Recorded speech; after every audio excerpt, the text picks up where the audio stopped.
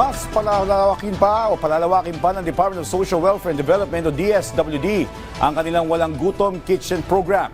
Ayon sa DSWD, pwede itong gawin sa second quarter ngayong taon kung saan ito rin ang pagtatapos ng pilot run ng nasabing programa.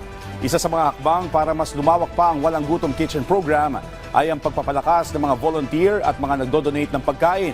Target din ng ahensya ang pagdedeploy ng mobile kitchen sa labas ng National Capital Region o NCR. Sa ngayon, isa pa lang ang hub ng nasabing programa na nasa isang dating Pogo building sa Pasay City. Ang Walang Gutom Kitchen Program ay isa sa mga programa ni Pangulong Ferdinand R. Marcos Jr. kung saan layo nito na may sa katuparan na wala nang magugutom ng mga Pilipino at matugunan din ang food wastage ng bansa.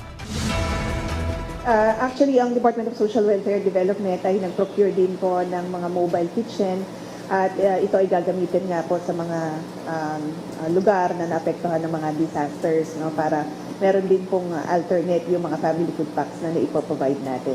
Hindi lang po nakapokus sa Pasay, although nandun po sa Pasay ang ating kitchen, pero it also caters yung ating po mga nearby cities within the National Capital Region. So, ang tinitingnan po ngayon ay yung pagka-come up ng mga mobile kitchen.